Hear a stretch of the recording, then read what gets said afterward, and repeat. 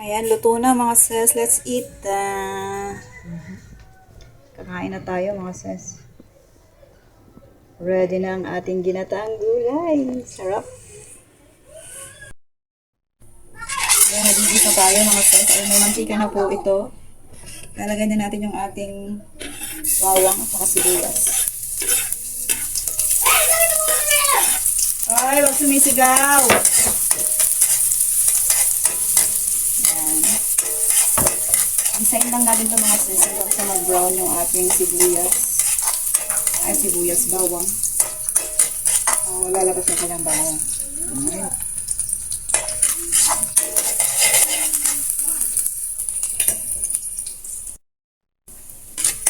Ayan, okay na ito mga sis. Ilalagay na natin yung ating konting giniling. Ayan o. Yan ang multo ng ating ginataang gulay. Ay, paano? Meron kang takong na karne. Ang kata.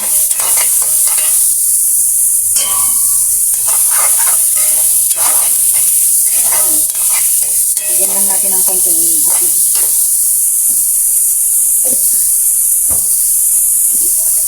Kunti lang kasi lalagyan pa rin natin mamaya.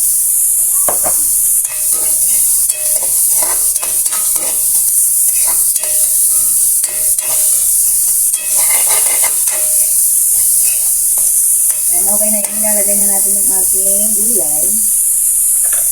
Ayan. Halo-halo na yun mga sis. Ito yung nagibili sa palengke na yung ginayat-gayat na nila. Bagong gayat lang sa kanila. Kaya nakabili ako.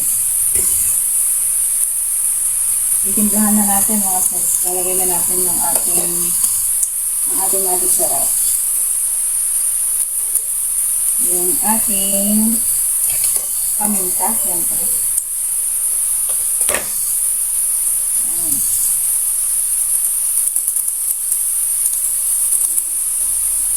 Lagyan natin ang asin.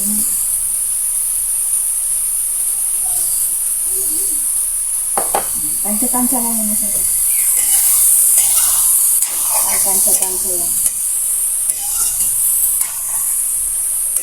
Tapos yung ating sabaw. Sabaw na natin ito ng sabaw ng ganggain. Malulunod na sila.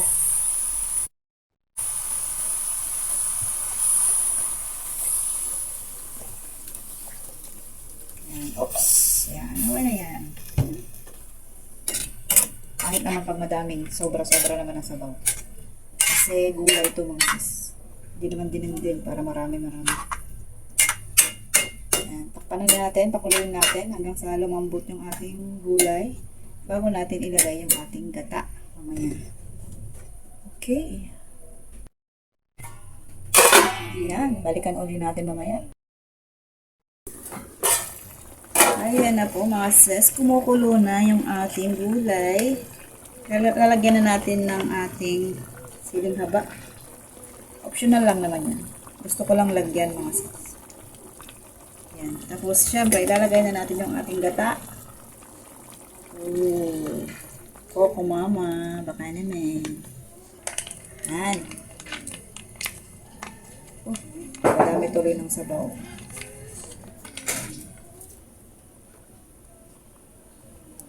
Yan mga sis. Sarap. O doon. Sarap-sarap naman yan. Yan. Pakuluin lang natin itong mga sis kahit mga 1 minuto. Para kakapit naman yung lahat-lahat na yung ingredients. Yung siling haba, yung lasa ng gata. Yan.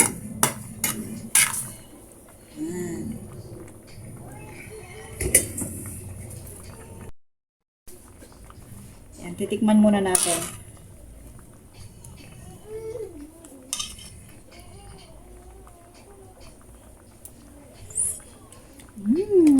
Sarap. Sarap.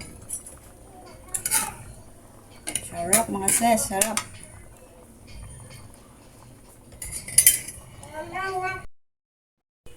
Ayan, luto na mga sis. Let's eat. Kakain na tayo mga sis. Ready na ang ating ginataang gulay. Sarap.